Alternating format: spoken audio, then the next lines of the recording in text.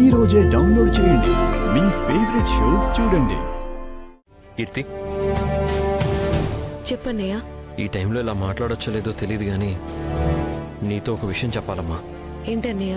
భర్త తాగొచ్చి రోజు కొడుతున్నాడను, భార్యని సరిగ్గా పట్టించుకోవట్లేదను, పోనీ భర్తే లేడనుకుంటేను నా చెల్లికి ఈ అన్నయ్య మనస్ఫూర్తిగా ఈ పెళ్లి దగ్గరుండి చేసేవాడమ్మా.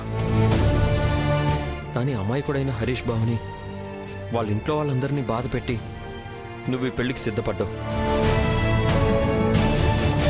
ఒకసారి ఆలోచించమ్మా. అన్నయ్య, నేను ఇది వరకే చెప్పాను, వాళ్ళ గురించి మాట్లాడొద్దు అని. నీ మొండి పట్టుదలతో ఇలా రెండో పెళ్లికి సిద్ధపడ్డావు తప్పితే వాళ్ళు చేసిన తప్పేంటో నిరూపించగలవా? అన్నయ్య ప్లీజ్. ఒకసారి అన్నయ్య మాట కూడా వినమ్మా.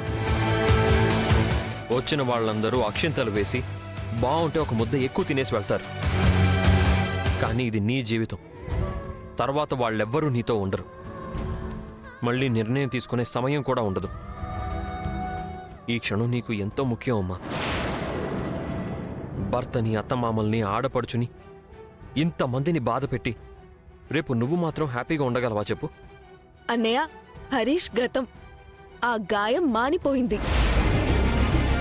హరీష్తో పెళ్ళైనప్పుడు మీ చేతుల మీదుగా నా పెళ్లి జరగలేదని బాధపడ్డాను.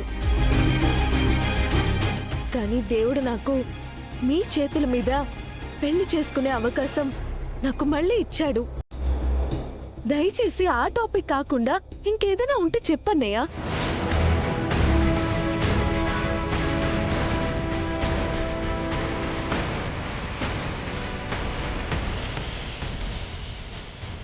ఇంకా లాభం లేదు. కీర్తికి ప్రెగ్నెంట్ అన్న విషయం చెప్తే తప్ప ఈ పెళ్ళి ఆగేలా లేదు. కీర్తి, నువ్వు విషయం తెలియక తొందరపడి బావ చేత డివోర్స్ పేపర్స్ మీద సంతకం చేయించు.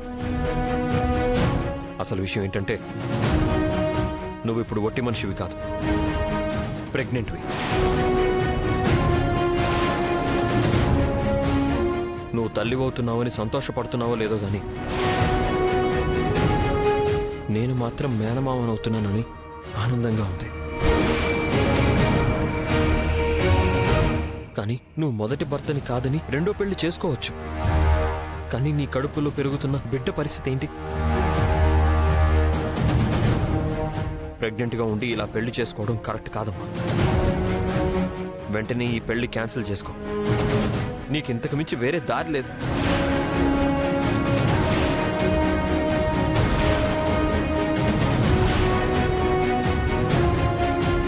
కీర్తి, కీర్తి, మళ్ళీ ఏంటన్నయ్యా?